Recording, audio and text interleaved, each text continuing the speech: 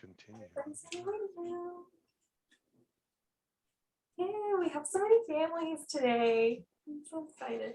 Hi, everybody. Happy May. Oh my God. Hey guys. Hi. Hey, Jeff. Hi, Karen. Hey, Steph. So good to see everybody. I recognize some names, and then there's some people who are new. So welcome, new families.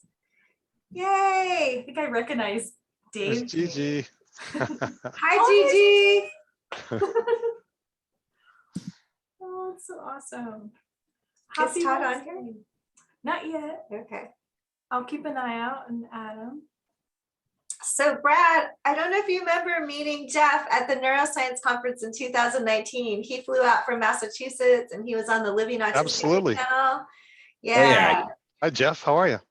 Hey Brad, how are you, man? Doing great.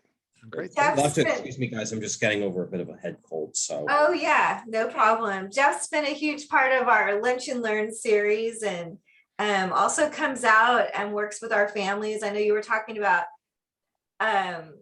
Brad and Gigi, who's on here too. Gigi, we were talking about how you have families come over to your house and how you've really set up your house to be very much supportive of parents and your son Tristan and his friends. And Jeff's such a great advocate to come out from the East Coast and work with our families and also be hands-on with it. How has it been for him having autism with all these different things that our kids go through?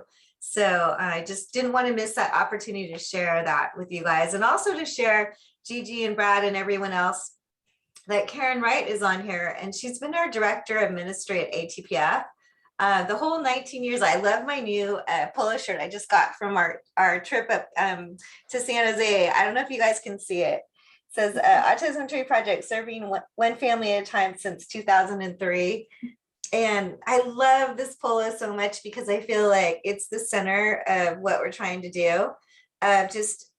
Sometimes we try to do so much, and then it comes back to right here, right now, this lunch and learn that we're going to be doing with Brad and having his wife Gigi on here, and that every family is the focus. And so many of our families, including myself, Rebecca, my own family alone, have been supported by Karen. And I can't imagine having run the foundation without Karen's guidance on no matter what people's religion is. She really has a gift of helping us all return to faith and always keep our hope and always trust in God's plan for our life. And so I just wanted to share, I'm so grateful that Karen has also been one of our most pillars with building the Lunch and Learns. And we were telling Brad on the pre-call that we did that these Lunch and Learns are so much more than just this moment. We use these as a resource all the time. I already told Brad I'm going to be sending this Lunch and Learn to one of our board members who has two twin girls who just turned 18 and are graduating high school. And I think that she will be very inspired by Brad and Gigi's story with their son Tristan, because they also love horses, and the whole thing that you're going to bring forward with what Tristan is doing, I will be sharing it specifically with her. But I just, can't say enough about how I think every week is meant to be. And with that, me and Rebecca are usually in two separate places. Today's the first time we're together at one spot. So I will let Rebecca do what she normally does. Thank you. I'll go ahead and get started. So welcome everyone to our weekly Lunch and Learns. I can't believe that we've already, this is our 78th Lunch and Learn. A couple Zoom rules. If you're new here, please mute yourself when you're not speaking. We recommend speaker view for presentation. Yeah, it's fun. Video sharing is optional, and please type all questions and comments into the chat. We highly recommend you reach out and type the comments and all of that. Don't worry about it. You can put it on speaker view. Yeah, it's on speaker view. Oh. They can see us. Trust me. A quick update from Autism Tree. Over 677,000 have been reached on all of our social media channels. We've had 77 Lunch and Learns uploaded to YouTube. Today is our 78th. Our January of 2022, we've coordinated 62 events already this year with 30 coming up. We have lots of more in-person opportunities coming up as well. Our musical play group and our Lego therapy play group or Lego play group are back in person. We are also we have some Padres games that are coming up for families. So lots to get involved in the community. If you have any questions, you can always just let me know and reach out to us directly in our team. If we are offering 19 programs virtually and 5 are in person, we recently just finished our USD baseball player mentor program as well during the spring, and we're looking forward to football in the fall. So all of those programs will be returning in person as well. We have 451 videos on our YouTube channel. So if you haven't subscribed, I highly recommend it. We post every single week, including these lunch and learns, and also videos from our volunteers, and 390 of those videos we've posted from volunteers and have been submitted from our community. We've posted on our YouTube channel since March 12th, which is amazing. So we want to keep it up. So if you are interested in creating a video for our families, I'm totally open to that. Reach out to me, or and even if you're a parent and just want to speak on your speak a little bit about your story, and it's just to keep our community connected during the pandemic and beyond. And also we've been able to reach in different countries and all over the world. So thanks for joining us and with our YouTube channel and following all that we do. A quick thank you to our Lunch and Learn sponsor, CalAble. Here's a little bit about CalAble and their website. You can learn more. We do send out a weekly recap email with links to CalAble and more about it. It's a savings and investment state program that helps you save money. They just launched their CalAble ambassadors as well. And they have where they feature different stories about people who have CalAble accounts and their stories as well. Quick disclosure. So without further ado, I'll pass it off to Dana and she'll introduce Brad.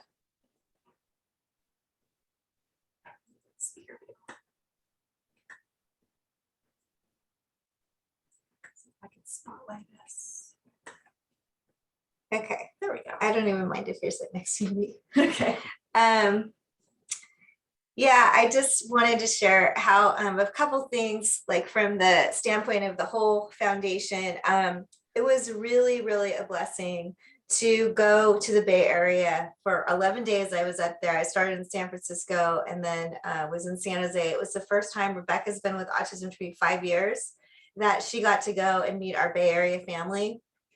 I think I would love her to say something on that in a second, but it was really important. It's like when you haven't seen your family, I know many of us, all of us have gone through that, where it's like you haven't seen your friend in 2 to 3 years, you haven't seen your grandma or this person. And so I wanted to share with you, the family that did our golf tournament up there for 10 years. It's just this massive, massive family. And it's a lot to take in. And it was really amazing to me because everyone just honestly fell in love with Rebecca. And I feel like, it just was really back to what I'm trying to be centered on this year, is that one family at a time. And if we were to go through the pictures of each day, that's what was happening. We were being connected through someone we already have a relationship with to another family and another family. And I'm just really, honestly, just kind of taking that in, absorbing it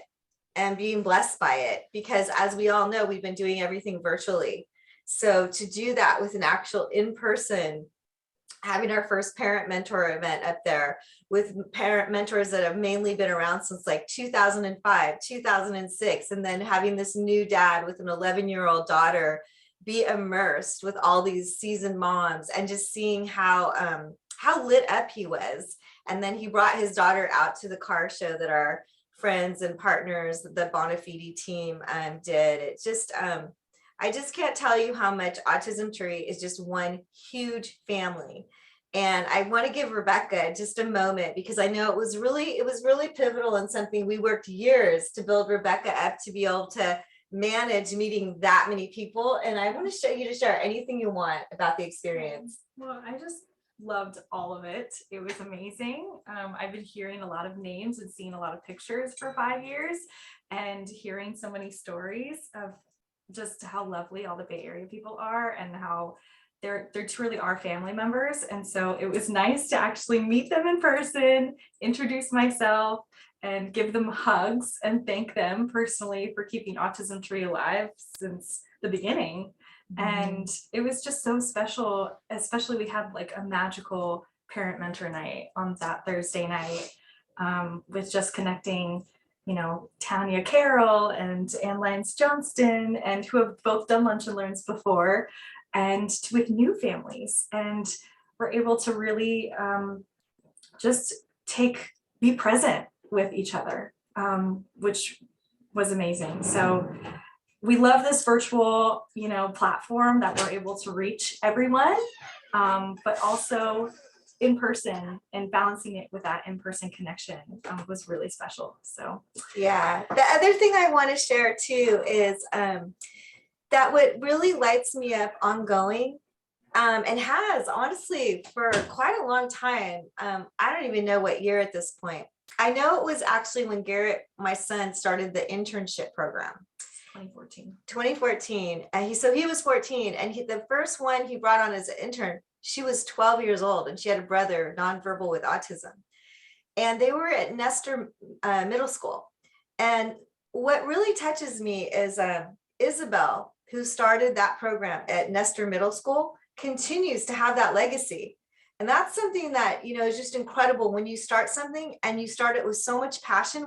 We still have so many middle schoolers who come, and then this year we had these kids that had volunteered year over year at Bridges to the Beach. And then they did this surf tournament and they raised like $3,000. These are middle schoolers. And then here we go. Why we got these shirts, our Bonafide team, who's a real estate company, does this amazing car show, huge car show. And this is now going into, third generation almost of kids that are getting involved. And Farah Bonafide has her two cousins that I was mentioning on the pre-call, Brad. Her cousins, girls that are part of triplets, but they're twins, identical twins, and have autism. She wanted to start an autism club in San Jose. And when we did, a Zoom call with her, I just said, how can we get behind what you want to do, Farah and her friend Allie, and they're in high school. And they showed us all these organic posters they made about what Autism Tree is, what Autism Tree does, which I really love, because I love when people are so organic and so heart-centered about it. And then I just said, Farah, what is your goal? Like, how can we get behind what you're trying to do? And she's like, well, you guys have such an amazing community in San Diego, and I just want to bring that community back to San Jose. And I know Rebecca can attest, and I can too. That really, really happened. We felt all that reigniting from all these families that have been around so long, and then all these new families coming out of every age kid. And so I think that it's really interesting that today Brad is our speaker. It's our 78th Lunch and Learn. We started before the schools closed with the whole goal of connection and communication. And I just wanted you to know that, Brad, I can't even remember the exact date I met you, but I feel like it was at a Doris Howell luncheon. And Yeah, I think so. yeah, and I don't remember, what year do you think that was? Well, I was on the board for 10 years, so that was probably 2009, 2010. Yeah, I was going to say it feels like a good 10 years. Mhm. And, whenever I see you as a father, and even on the pre-call today, I just feel so blessed by two major things. Just the level of depth of love. Everything about Autism Tree is a heart connection. That is number one. And I always feel that with you, for your son, for your wife, Gigi, every conversation. And the other thing is just that you're always opening yourself up to new experiences for yourself, for your family, and for your son. And I'm not even going to say any of it because you're going to share it today, but I think all of us, I include myself in this, have a harder and harder time sometimes going with the flow because maybe I've been home too much, doing all this lockdown with everybody. It's just hard to get, I feel exhausted more than ever when I have to have change hit me. I get really, really extra overwhelmed. And so I felt extra blessed today by Brad being so tan because he's out there getting his vitamin D. We all need to do that and be inspired by him. And just, thank you for being so kind and so supportive of all the work that we do at Autism Tree. And thank you for being here today. Well, thank you. Thanks for having me. It's an honor to be here and be part of the organization. And just want to say first that ATPF allowed us to, in that mentor program for USD Toreros, our son Tristan, he was involved in that, and that made a big difference for him in his life and us as well. And we'll get to that, but I just wanted to point that out. But just by way of introduction, I'm Brad Benter. My wife is on here, Gigi Benter, and we have two sons. Alec, who is a son of mine from a previous marriage. His name is Alec, and he's 30 years old. He's neurotypical. And then Tristan, who just turned 18 this year, and he is on the spectrum of autism. He has sensory integration disorder. And so just kind of taking you through the timeline. He was born 2004. We adopted him actually at birth, kind of a unique situation through a private adoption and through actually a friend of the family. And so his birth mom had been using some drugs and she smoked. And so he had some challenges just before he even came into the world. So the first couple of years was difficult because he came out running and so to speak, and didn't sleep very much. And I know I was working and Gigi was full-time covering Tristan. So I got to hand it to her and thank her for all her support starting then. And even to this very day, she kind of grounds me and tells me the reality of things and helps continually educate me on what's going on with Tristan. But so at about 3 years old, Tristan stopped talking, or he stopped making noise. And before that, he had lazy eye, and we treated that with a patch. But then we got him tested, and turns out he was diagnosed with sensory integration disorder. And for me as a dad, I was like, oh well, I didn't know. I never really knew what that meant. And so I just kind of stayed focused on working and supporting the family, and relied on Gigi to kind of take him through all the different therapies that were required: behavioral, occupational, physical, speech, and even more than that. And so another thing I noticed too is that when I picked him up, it seemed that, at least my theory was that he was heavier, or a little more dense than our older son at that same age. And we had taken him on some trips south of the Tropic of Cancer, and in each one of those trips down in Mexico, a couple different times, he ended up getting sick very, very shortly after that, and we ended up having to come home. So I had this big theory that maybe there's some higher metallic content in his body. But now he's 18, and that theory got put out to pasture.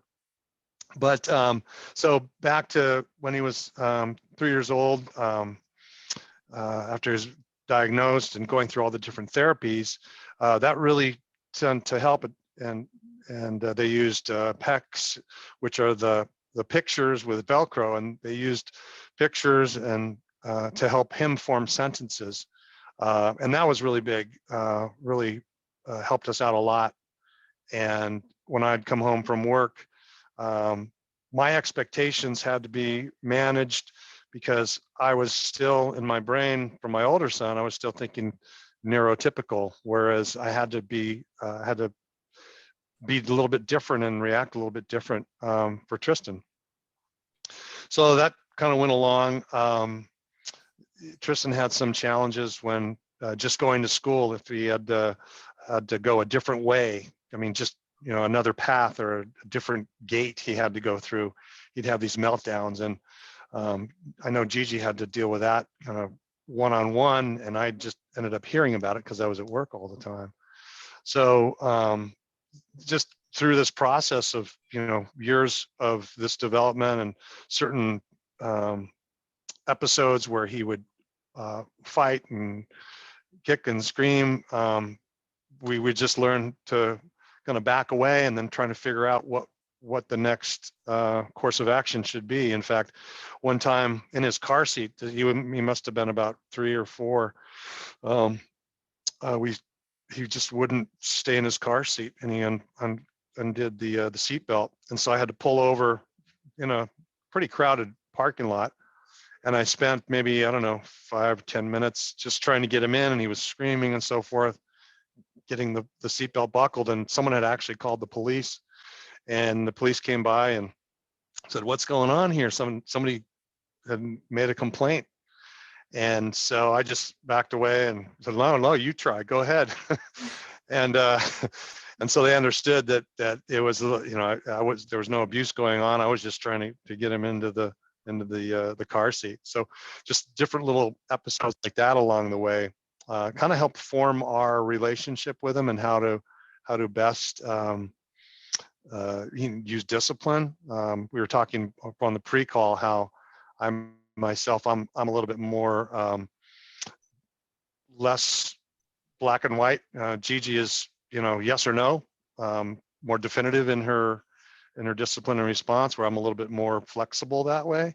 And I think that helped the discipline part, where Tristan needed some specific discipline, whereas if he tantrumed or went out, wasn't doing what he was supposed to, he got a timeout where he had to face the wall and put his hands on the wall for maybe 2 minutes or so. But it was that kind of discipline that really helped us to get where we are today in the course of just being a family with a child with autism. I mentioned traveling south of the Tropic of Cancer. What's one thing we all embraced was traveling. Gigi, when I first met Gigi, I wasn't really that much of a traveler, except to Mexico, just locally. And so she really encouraged at least one trip a year. So we kind of kept that going, and taking family trips really helped as far as just an awareness and exposing Tristan to other sensory, the different atmospheres, the different countries and different environments that helped. And it helped us learn what he was capable of enduring and what might have been difficult for him.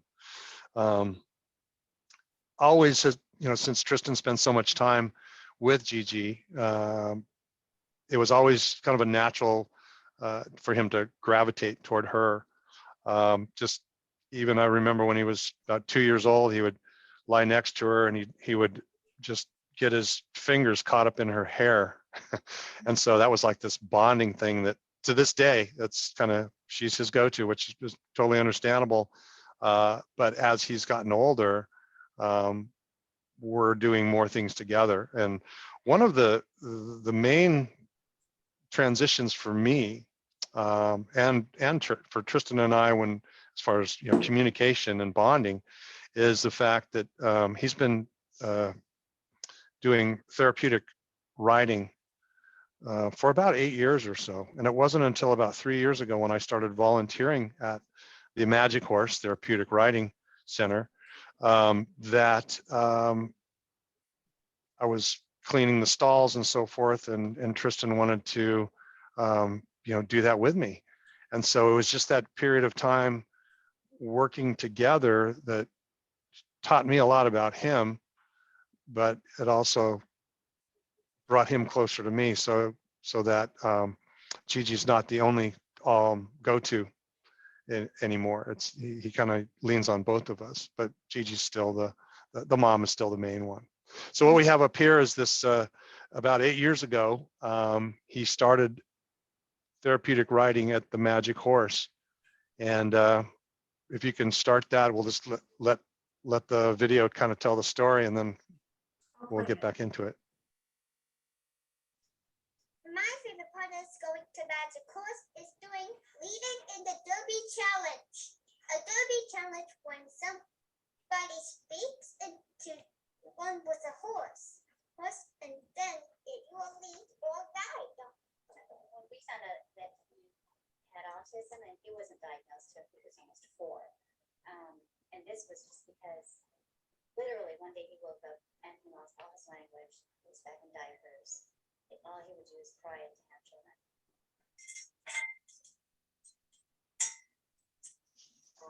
There's something about this horse. There's something about the horse and autism. He might be afraid of little things like a dog, but when it comes to a horse, you can ride up to him. Look him in the eye, give him hugs. I mean, there's something about autism and the horse. Whatever it is, I hate to say the word magical, but it really is. It works, and it's something that he doesn't have to take a drug for. And anyway, it's helping his, not only is it helping his language, but it's helping his muscle tone. It's helping his ability to be with a bigger animal. It's helping his ability to express himself in ways that he probably wouldn't be able to do if he didn't have this therapy. Walk, Tristan. Don't pull him, please. Thank you. If it helps one child, you know how amazing it can be to help other children. So what was amazing to me is that here our little boy was able to command a big, powerful horse. And that's one thing I learned as a parent is, you know, fast forward to, you know, just about 3 years ago, I started being more involved in that process. And, you know, horses need a leader. It's either someone has to lead them or they dominate. And so it taught me as a father how I need to be firm, disciplined, and loving. And so, and be open to change. It also taught me that in order to really understand, it taught me not to react quickly, to take a step back. And if our communication wasn't working, that I would have to figure out another way. And I realized finally that it's me that needs to adapt, because there's certain things that Tristan has, and he's wired a certain way. And, you know, I shouldn't expect to change that. But one thing I know I can change is my approach, the way I receive information and the way I actually deliver information. So if it didn't work coming at him straightforward, figure a way to kind of work my way around it, and just different methods. And that's where I learned to be flexible and try different things. When he was 5 years old, this is kind of picking landmarks, because going through the whole life, there's all kinds of different instances, but some major landmarks, I think, to help increase and raise my awareness, but also just seeing Tristan grow and develop. So when he was in 5th grade, he wrote a letter to his class, and he read it in class, and Gigi helped him write the letter. But I'll just read it for you, if I may. It says, "Hi, my name is Tristan. I am in the 5th grade. I want to tell you that I have autism. It's hard for me to explain what it is, but I can give you examples of what I have to do to handle it. Sometimes lots of noise and sounds bother me. It's just too loud. I enjoy bright lights and colors. I don't like a lot of movement, like deep breathing in drama class, that makes my body feel terrible. Please give me time to answer your questions. It takes me longer to think than answer. Sometimes when I come into a classroom, I feel scared and surprised. Please have patience and be nice to me. I want to be nice to you. Thank you." The end. So pretty amazing that in 5th grade he was able to put all that together. So after hearing that and seeing that, it just increased my awareness. It's like, oh, really? So that's what's happening. And I know that it helped the kids in his class, and I think it really helped him foster a better relationship with the other kids in the class. So that's another learning point there for us, the whole family, and I think everybody that's involved. Let's see. And then, his diet has been rather limited.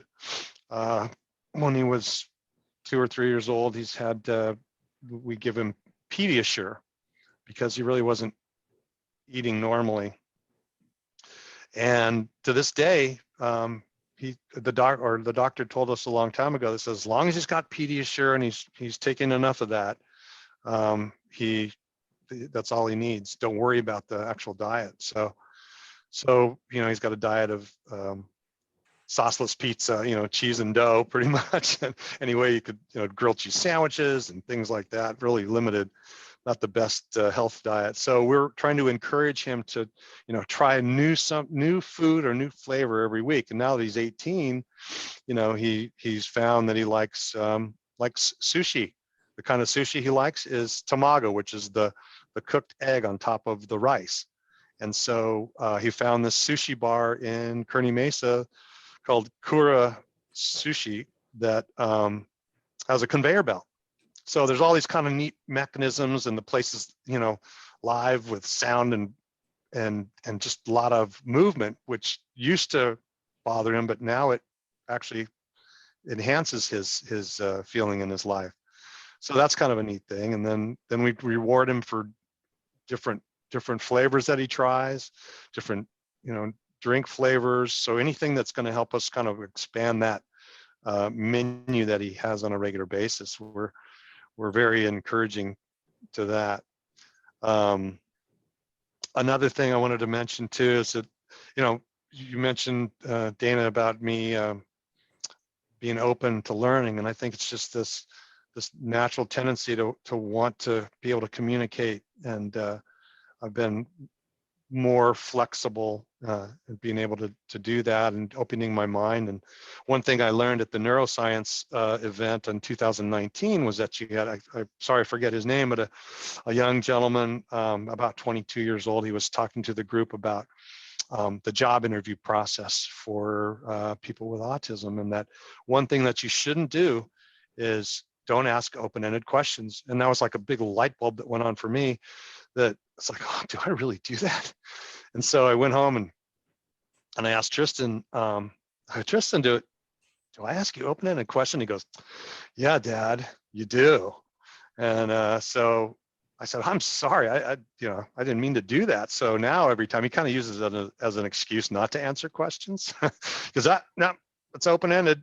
And so now I have to rephrase the question, yes or no. And so that kind of helps the communication on that. And so now to this day, another thing that he does that I hadn't mentioned, you've got the kind of the view on the equestrian side of things. Another thing he does is he likes to YouTube. He's been YouTubing for, 8 or 9 years or so. And a lot of it has been just kind of regurgitating the same things that EvanTube does. And so this picture on the left that you see, that's him at about 10 years old, I think. And then all the way up the course of the last couple of years until now he's 18 on the far right.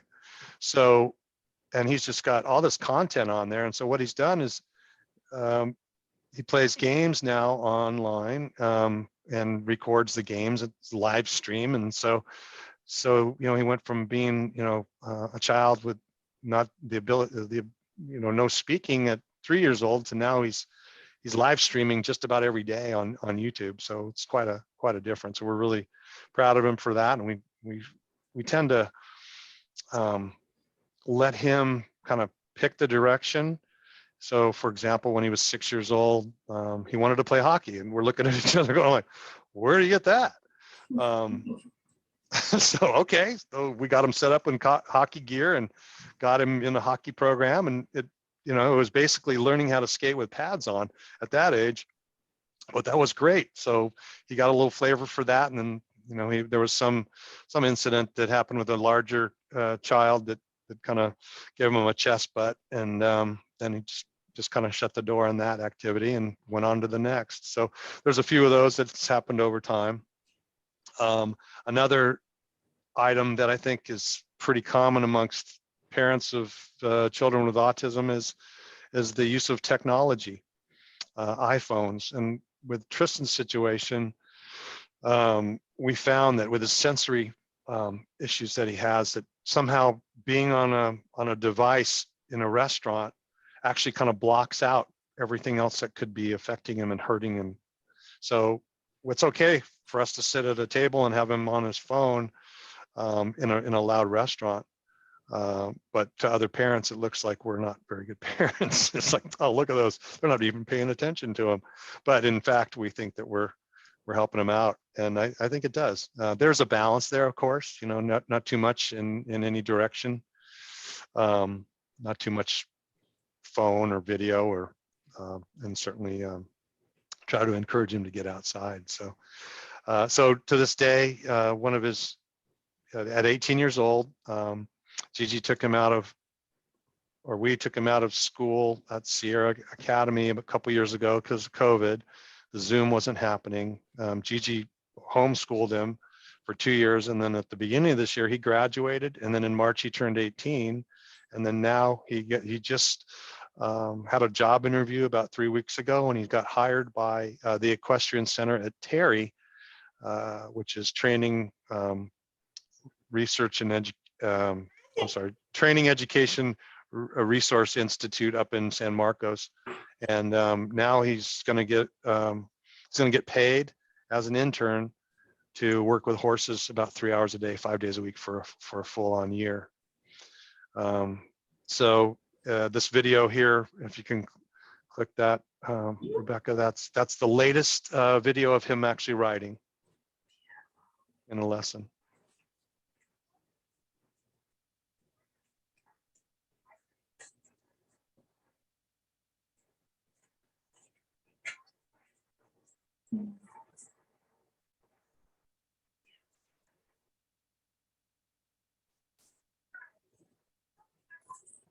So it's a rather new facility.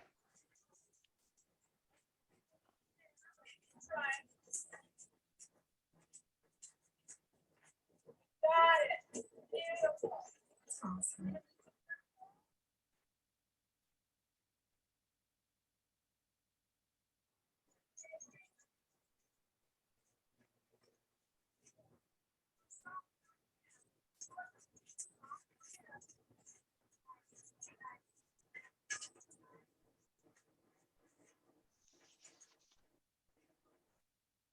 Perfect. Great. So yeah, Gigi takes him up there, and she'll take these videos and sends them to me during my day, and it's just wonderful. And then that's kind of all I have as far as the total picture. Just one thing that I try and help Tristan with, or just others that are around us, is that if he's asked a question by somebody else, he may take a little time to answer, and I just try to help coach people around us that he's just give him a little time to process that.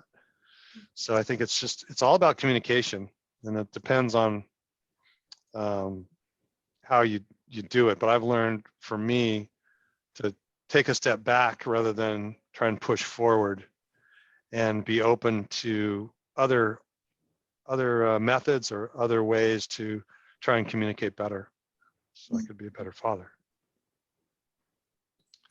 That was beautiful. Thank you, Brad. I just loved every second of that. I'm going to spotlight this for a second. There we go. My pleasure. Wow, it's so powerful. And congrats to Tristan. Like, everybody applaud. Yeah, we're excited. This is huge. Good job Like, for wow. to both you and Gigi, for everything that you've done with him, and now to have him have a five days a week job. Yeah. Paid. Well, 3 hours a day. It's kind of abbreviated, but still, I mean, it's a step in the right direction. Yeah. And I know this is about a father's perspective, but couldn't do it without Gigi. Yeah. That's for sure. Gigi, I'd love to hear you say anything you want. Feel free to unmute yourself. Got to unmute yourself. Do you know how to unmute yourself? She's not. Have I'm to gonna unmute. ask her to unmute. Oh, There we go. Hi, Oh, there it is. Gigi. Hi, Gigi. I didn't know I was on mute. Tristan could have told me about that, but I'm not tech savvy like he is. But no, it's I think the relationship between a father and a son is just so crucial because, a lot of the therapists, when you find out with early childhood issues like Autism Tree, they find out about autism when they're really young through all these tests, that most of the therapists, I don't know what the statistics are women. And so the boys, I don't know about today, but it used to be that was like maybe four boys out of one girl would have autism. But mainly since the therapists are women, that's where the kids would go to, are the women, because 9 out of 10 times it's a therapist, it's a girl or it's a woman. And so that's where they would go to, which is why I think the father and the son, or the therapist who is a guy to a child with autism who happens to be a boy, is so crucial, because they miss that element, especially since usually if you do have a child with autism and you can stay at home like I do, then the man's always at work. So that whole 10 or 15 hours or whatever it is, it's with a girl, So to be with a guy is just so elemental. And the ability to have both Brad and Tristan at a horse ranch to do things together is huge, because even though there might be some challenges with communication, it's communication.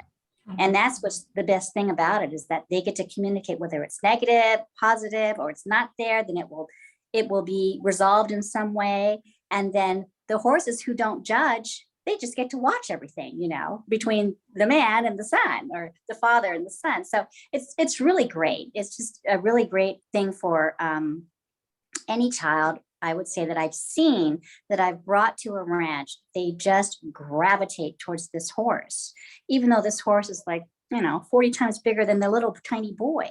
But they do. Dogs are one thing, because there's, a lot of times that I've seen with Tristan anyway, is that if he saw a puppy, he would be deathly afraid. And it's a puppy asleep. But a horse, it's totally different.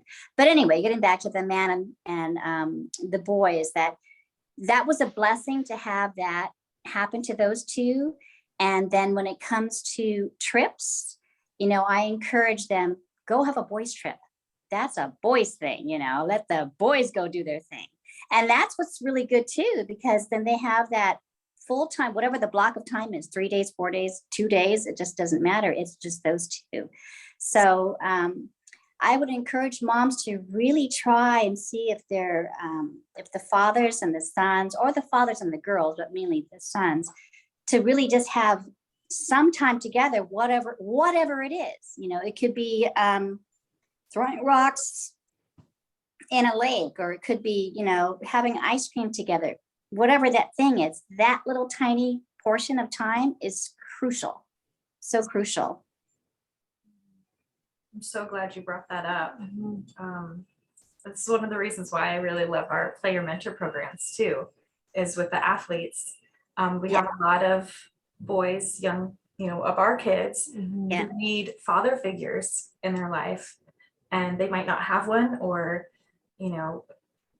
that's something that they need. And so we're able to provide that. But Brad, the way you went about it is brilliant, of connecting with something that your child really responded to and really loved and was passionate about.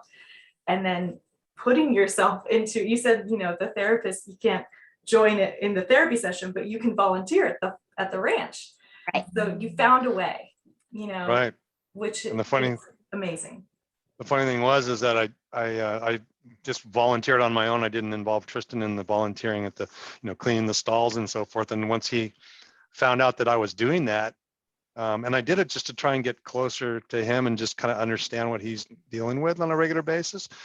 But once he found out that I was doing that, it was like, kind of the Tom Sawyer effect, like, hey, what about me? Can I come too? I'm like, yeah, absolutely. This is great. So we've been trying to take his interests share certain things, introduce him to certain things, but not be as, not be forceful or anything, and just let him choose, and whatever he picks, and we'll just try to, have that energy and just kind of help him go forward positively with whatever that is. And if it doesn't work, sometimes we kind of have to help him push through some things, just because we know he'll like the other side, and other certain things we just go, okay, let's try something else. Yeah, love it. And you just nailed, Brad, why Autism Tree has so many programs, and why we don't really say no. I mean, when we find parents like you and Gigi, I mean, my heart is just so engaged of like, I know this can help one of our families for sure. I think it's so interesting that your son's 18 and the girls I'm thinking about that love horses are 18. And, Gigi, I did experience exactly what you're saying with my son Garrett when he was little. And it was hard for me to fit it in because we were doing so much therapy. It was like 3-hour drive round trip. But it was one of the biggest blessings because all the other therapy was indoors.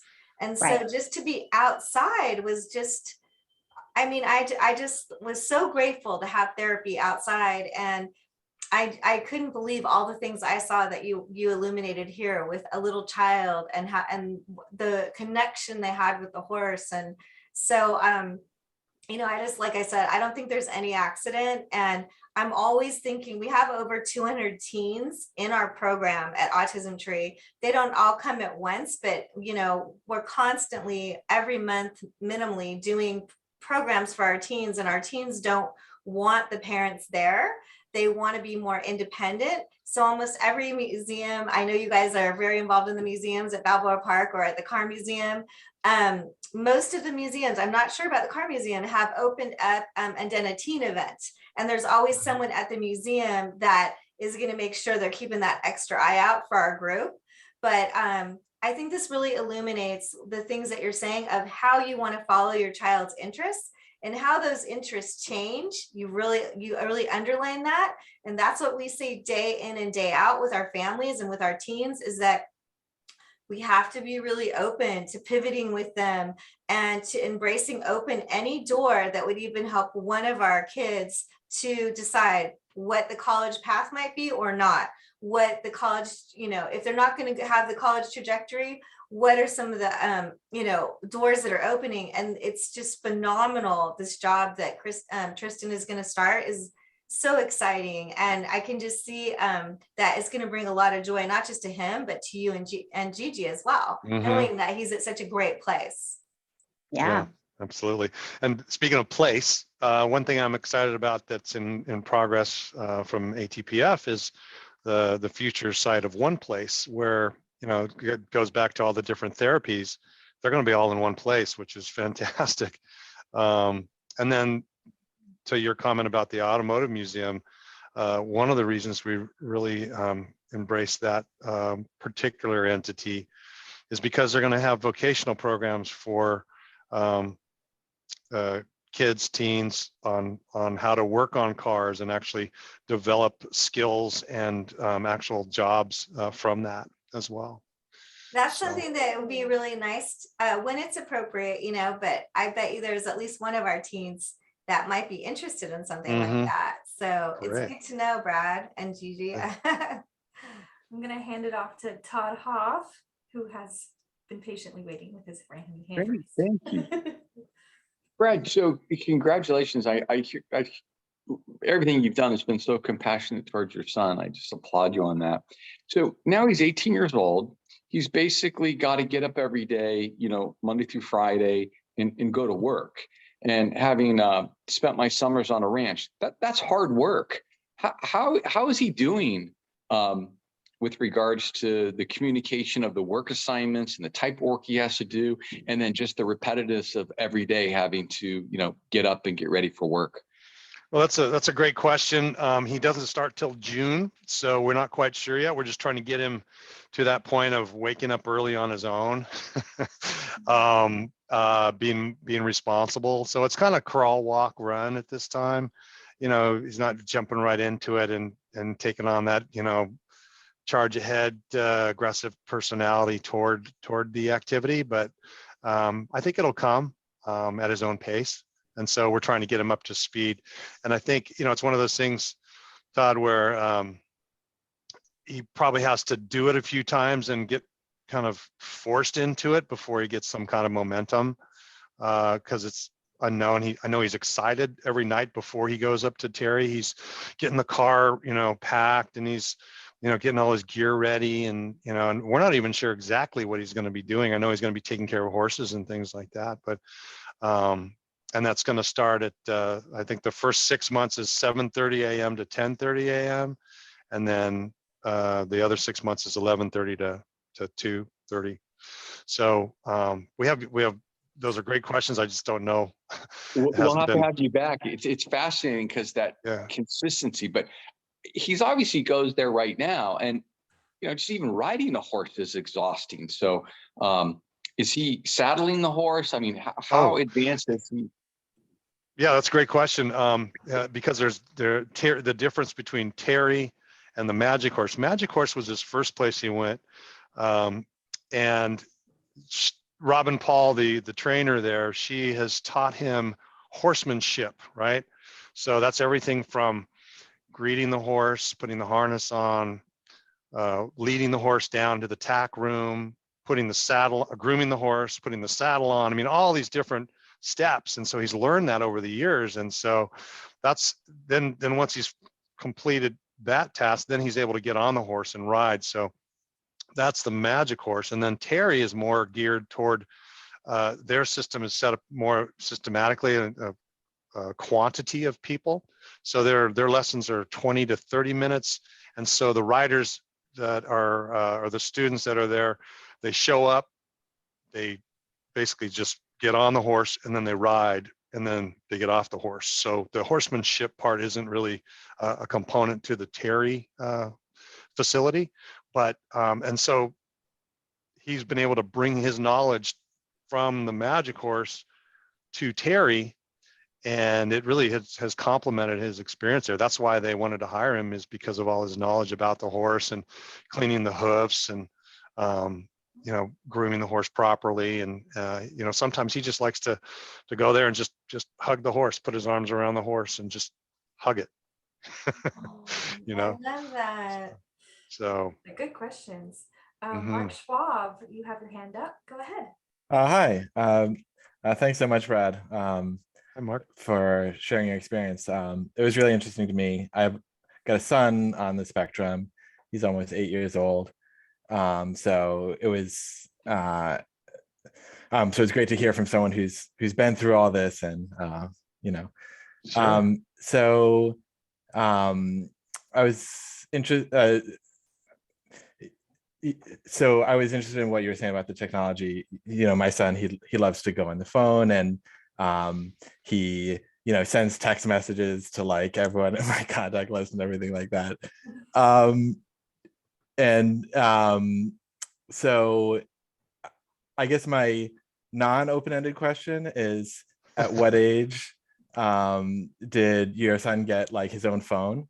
And then the open-ended question would be if you have any other comments on balancing technology. Those are great questions. And that's one we kind of worked with for a while. We didn't give him his own phone until he turned 16, because we felt that we thought what would happen was exactly what happened. Was that as soon as you give him his phone, boom, man, he just his life is just absorbed into it. So that's one aspect is at age 16. And I'm sorry, what was the other part of the question? Was just if you had have any general comments on balancing technology. Balancing technology, I think it's important to balance it, and we've used it as a discipline item as well. Yeah.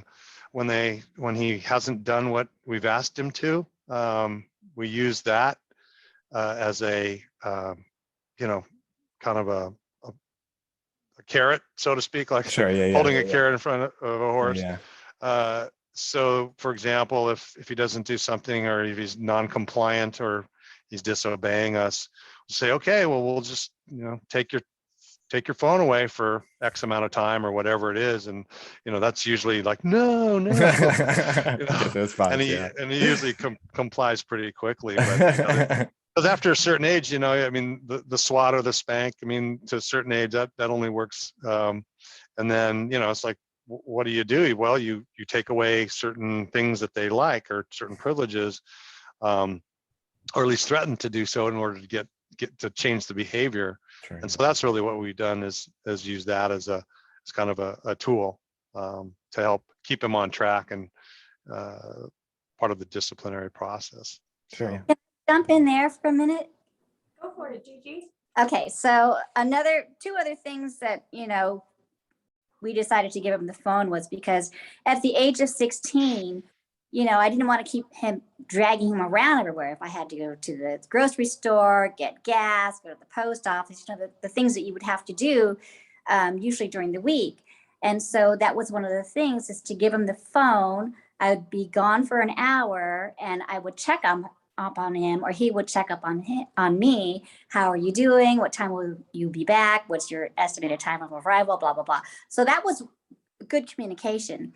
And then the other thing is, if he was on his phone, and let's just say we were in a conversation and I can see on his lap he's playing a game, but he's not looking at me, what I would say to him is, if you're with your friends and you're all together having a good time and your friends are playing on their games and not paying attention to you, how would you feel?